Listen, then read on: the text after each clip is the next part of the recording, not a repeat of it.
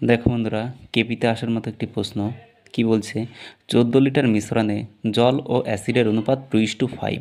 ওই মিশ্রণে আরও কত লিটার অ্যাসিড ঢাললে নতুন মিশ্রণে জল ও অ্যাসিডের অনুপাত হবে 1:8।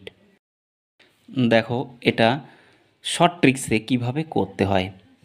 কি দিয়েছে, জল ইস টু অ্যাসিড, জল ইস টু অ্যাসিড, কত অনুপাত কত দিয়েছে, 2:5। তারপরে কি বলেছে, অ্যাসিড মিশিয়েছে, কি মিশিয়েছে, অ্যাসিড মিশিয়েছে, তারপর একটা অনুপাত হয়েছে কত, 1:8।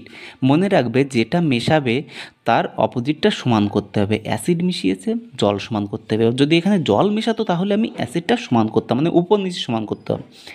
দেখো সমান করতে গেলে আমি এই অনুপাতটাকে 2 দিয়ে গুণ করবো, এই অনুপাতটাকে কত, 1 দিয়ে গুণ করবো, তাহলে 1, 2 1 2 ইস টু 5 1 5, 2 1 2 ইস টু 8 2 16।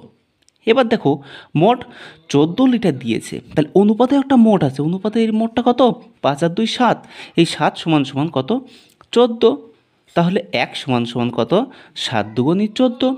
আর দেখো কি বলেছে, কত অ্যাসিড ঢেলেছে, আগে ছিল 5 এখন হয়েছে কত, 16, মানে এদের ডিফারেন্সটা কত বেড়েছে, 11 বেড়েছে। তাহলে 2 গুণ 11, 11 2 22 লিটার অ্যাসিড ঢেলেছে।